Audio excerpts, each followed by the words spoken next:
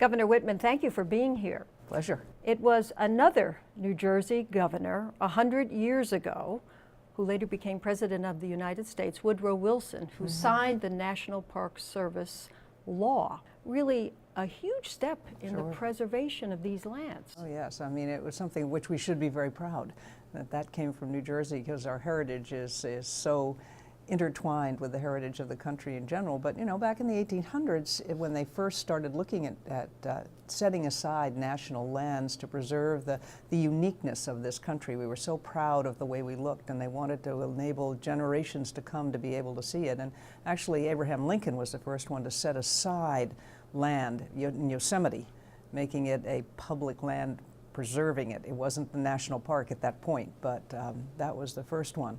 And it was really a commitment on the part of people at the time to say, we have all this land, but we really need to protect it for future generations, which not a lot of people would have seen.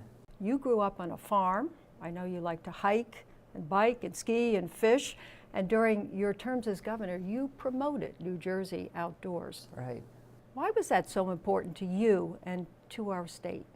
Well, again, it's part of what makes New Jersey such a fabulous state. I love it because it's got such diversity. I mean, we are the most densely populated state in the nation, and yet we've got 127 miles of beaches. We've got the Pine Barrens, which are unique and need to be preserved. 1 million acres. 1 million acres there. You've got Patterson Falls, which is a national park now.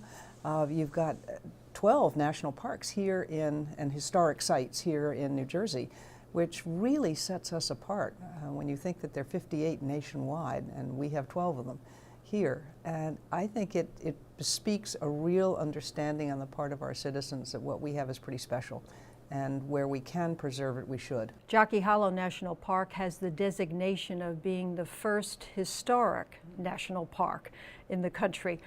People come from all over the world really to visit Jockey Hollow and relive, perhaps through an encampment, the Continental Army there during the Revolutionary War.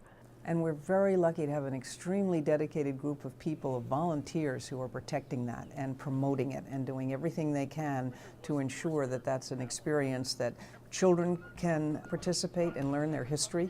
I mean, frankly, the history of the United States really started right here. There's an awful lot here in New Jersey when you consider Jockey Hollow, when you consider the Battle of Trenton, when you consider the Battle of Princeton, when you consider everything that occurred in this state. It's pretty amazing. You know, reading up on this and preparing for the interview with you, Governor, the Delaware River Gap is the most visited national park east of the Mississippi. We have some of the toughest parts of the Appalachian Trail in New Jersey, according to the Appalachian Trail Association, not according to anybody just promoting New Jersey. And so when you go, and if you go at the Water Gap, if you go up there to High Point, and when the hawks are migrating, I mean, it's incredible to see how remote you can get, how fast in this state. Is this centennial celebration a time really to make people more aware of some of the stresses, the environmental stresses and the people stresses on these lands that are being held in public trust? Well, and it's a hard balance to strike, because you want multi-use, but on the other hand, you don't want off-road vehicles going through all the parks. Yes, it's appropriate to have snowmobiles at some times in Yellowstone, but not all the time, because you got to remember that the smaller animals burrow underneath the snow, and they have passageways underneath the snow. When you run a snowmobile on top of it, you crush that and you disturb the ecosystem. So, but people get very mad if they're told, no, you can't go there. And it's like sharing when you go down to Allaire State Park, or you go to any of them, and you see that, you know, some trails are for hiking, some are for biking, and people have to understand there's a reason why there are those differences, and appreciate that and accept it. Do you have a favorite place that you're willing to share with us, whether it's here in New Jersey or across the nation, a place that you're drawn back to or have fond memories of? Well, I've been to so many national parks. I mean, it's we used to take the kids when we would get away in the summer, John and I, and rent a van or car and go around national parks out west. And you know, you can't. Much as I love all the parks here, you can't beat Glacier. Bryce is pretty special. Yellowstone. Yellowstone, they all have their own. But you know, the Patterson Falls, and I loved going up to the Delaware River Gap.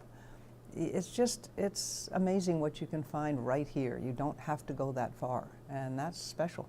Governor Whitman, thank you for sharing your stories and your memories for us about the National Park Service and these lands here in New Jersey that we love so much. Thank you.